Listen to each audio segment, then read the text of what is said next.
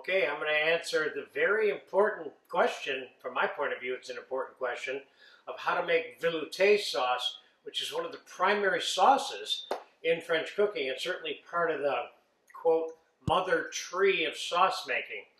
The velouté sauce translation basically is velvety textured sauce.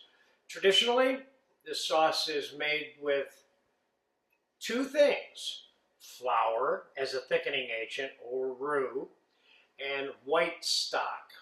Fish stock, white chicken stock, white veal, white beef stock, some kind of white stock, where things that are in this dish are not really browned, okay? So, can you make it without flour and use cornstarch? Yes, of course you can.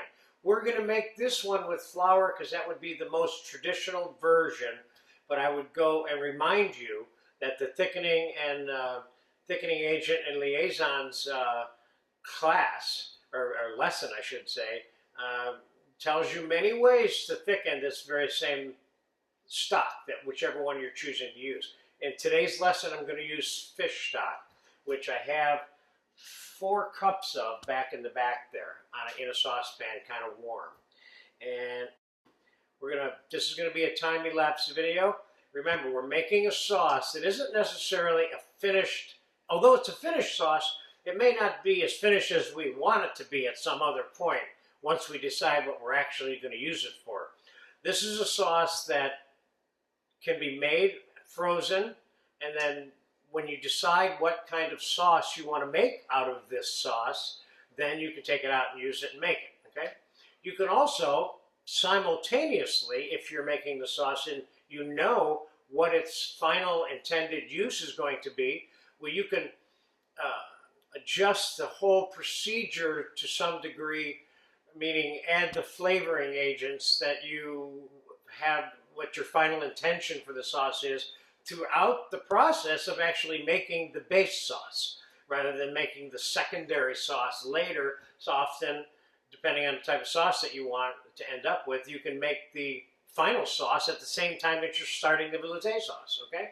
So we're going to start by putting about 2 ounces of whole butter into a hot pan here. And I'm going to dump some mirepoix, about 2 cups, and about a cup of sliced mushrooms into the pan. We're going to cook it. We're not going to brown it. It sounds like it's browning, but it's really not. It's not going to be in here long enough to be browned. It's hard for the pan to recapture the heat that fast, which would be part of the reason. I'm going to put a little bit of thyme, dried leaf thyme, and a little bit of bay leaf. All of these ingredients are ultimately going to be strained out of this sauce completely. So what we're done is a velvety smooth sauce that coats a spoon evenly. We'll demonstrate that at the end of this video after the sauce is completed being made.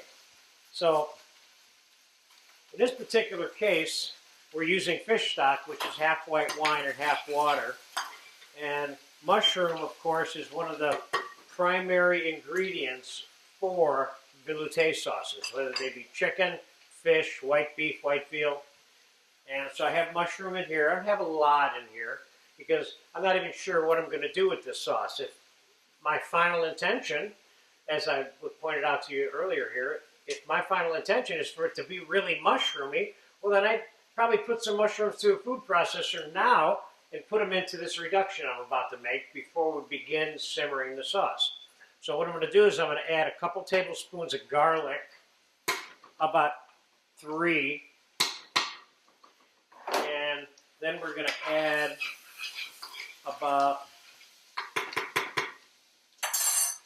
here's where we're going to add the flour. Now traditionally you'll make some roux and add it to a sauce. In this particular case, we're going to make the roux and sauce at the same time together. So I'm going to put a little more butter in here so I have enough butter to absorb the flour that I'm about to put in here. So I've added a couple of extra tablespoons of flour, maybe, or butter rather, maybe 3, And now I'm going to add 3 tablespoons of flour. And this mixture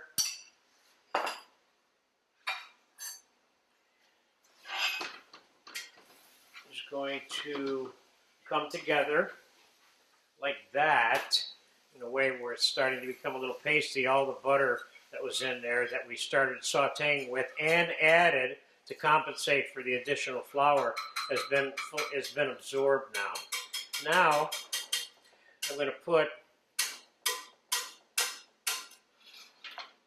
a cup of white wine on here. We're going to bring that to a real quick simmer. Dry white wine, of course, traditionally.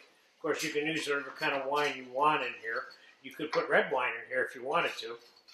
But I'm making you more of a blonde, quote, version of a more traditional velouté sauce. Okay, now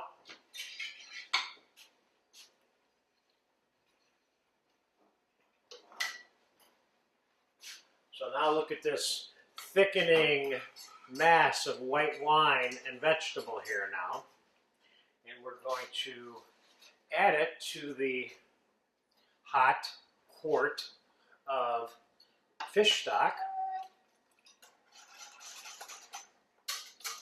keeping in mind that whatever the amount of flour is that's in this sauce, we're going to adjust the texture of this as it cooks and when it's done or about to be done, so that we can be satisfied that we have the velvety texture for the velvety sauce called the velouté. So let's get that mix, and now I'm going to put this back on the fire. This sauce, we're going to allow this to cook and simmer with the mirepoix and the mushrooms for probably a good half an hour, and maybe as long as 45 minutes. I'm going to turn this down to a low simmer. I'll put that on number 3 here. It's already starting to simmer right now when I put it back. But so we're going to time-elapse this very important video for making velouté sauce. Keep in mind, you can make all kinds of things from this finished velouté sauce. You can use this as an addition in multiple kinds of soup, with or without seafoods, mainly with seafoods though. And you certainly can add different components to this, different compound butters mixed into this, or different assorted vegetables, or minced mushrooms, or whatever happens to be your favorite for this particular sauce, or one of your inclinations one day to make something, which certainly would change, I would hope. So we're going to come back. It's simmering now. We're going to remove the scum from the top of this saucepan throughout the course of the time that it's cooking. See, I have this saucepan on the edge of the burner, so I'm getting turbulence on one side, forming the scum to accumulate on this side, like we do every time we make a sauce. That would be a standard way in which to cleanse the sauce of its insoluble particles that are an inherent part of the flour that goes into this sauce. Part of the reason why flour has become so unpopular, not so unpopular, but less used than it used to be, is because if you don't take the time to cleanse the sauce of all the insolubles, you end up with a thicky, murky-ish kind of, pasty-ish kind of sauce, and too many cooks were making them like that without the proper skimming time involved in the cleansing of the sauce, which is what we're going to do during this 30 to 50 minute period that we're simmering in. So I'll be back when we're very close to being ready to be able to finish it. Okay? Okay, the velouté sauce has reduced about a third. We started out with a quart plus the veggies, etc. So we maybe had about 5 cups, and now we've got about 2.5, maybe 3, okay? So I'm going to show you 2 basic things about the velouté sauce and the finishing. First is the very basic velouté sauce, which is what this is right now. This is a basic velouté sauce that has not been strained. Okay, this was thickened with flour. I skimmed it a lot, like I told you I would. And now we're going to strain this. And it's a complete sauce the way it is right now, but for practical purposes, most of the time, it's used as a mother sauce to make other sauces out of. But if you season this with salt and pepper right now, you can use this sauce just as it is. And this is very good. Now, I'm going to show you why they call this, velouté sauce. The reason they call this velouté sauce is because of the texture of the sauce. See, it's smooth and velvety. See how it's the consistency that sauce should be, which is coats the plate. Now this is a flour thickened sauce, which tends to not be popular, if that's the right word, with a lot of the modern cooks today. But you'll notice that you can't tell that this is even a floured sauce. That's because of the way the sauce was skimmed and the amount of reducing time, which allowed me, the cook, to remove all the murky, I call them, insoluble particles that make the sauce appear to be gravyish, gloppyish looking. So this is a refined version of a very base sauce. And this sauce you take and make other sauces out of. This is like brown sauce, or white sauce, if you will, to make other things with.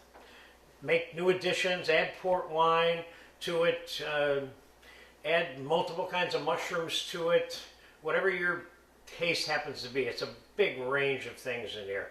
In the Sauce Lab Index that is part of the text work for the stock and sauce class, which is where this is, the Sauce Lab Index shows you about 5 or 6 variations of taking this sauce to other steps to make it a more complex sauce.